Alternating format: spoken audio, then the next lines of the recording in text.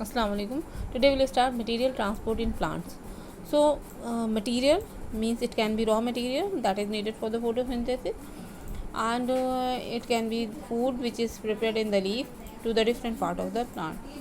So, there are three ways by which.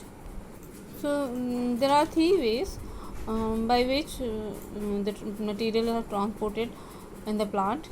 That can be diffusion, osmosis, and active transport. So let's start with the diffusion. Here you see this picture. In this you see that the red balls are there. They are actually the molecule. These red balls are the mineral ion, you can say.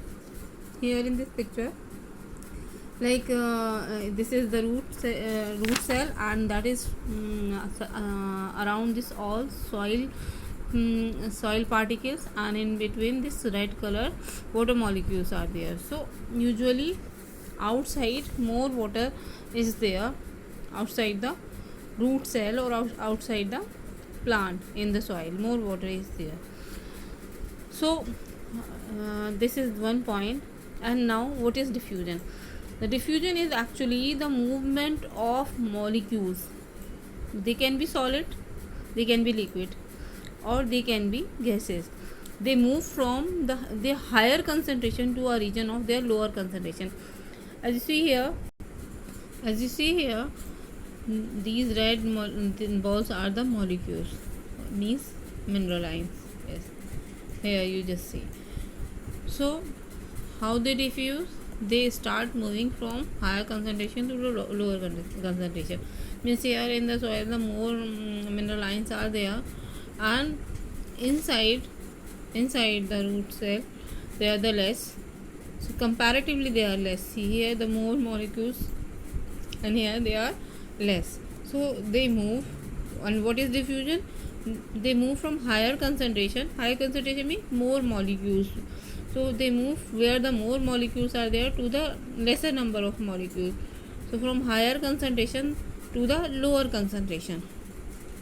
So diffusion is a process by which the molecules move from their higher concentration to the region of their lower concentration until concentration in both region is uniform. Means when the ratio of these molecules will be same, till then this diffusion process going on. So plant use diffusion phenomena in various ways, like here you just see to absorb the mineral ion. As I have shown you, the more molecules are there in the soil and less inside the root cell, and as a result they started moving from higher concentration to the lower concentration. So plant can absorb mineral ion through this process. Another process is just what you can say exchange of gases through the stomata.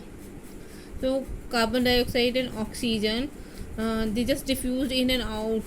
They just exchange through the process of diffusion. And as we know that oxygen is needed for the respiration and the carbon dioxide is needed for the photosynthesis. So these gases are exchanged by the process of diffusion. And in the same way water can be transpired. Means in the previous video I told you that the water is transported through the xylem. So when in the xylem, here in this picture, in your book only this picture is here, when the water reaches in the leaf through the xylem, so they just diffuse in the palisade tissue, and then to the spongy cells, and then it just transpired to the outer atmosphere. So this is also through the process of diffusion. Diffusion is helpful in unicellular organisms also, like Chlamydomonas. It's an aquatic unicellular organism, live in water, so it directly contact with the water. So the material transported inside the from water to the organism, or from organism to the water, means to the outer environment, through the process of diffusion.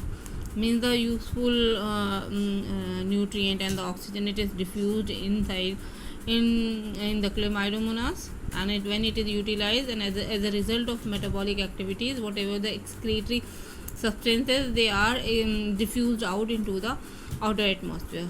So in unicellular aquatic organisms also diffusion helpful.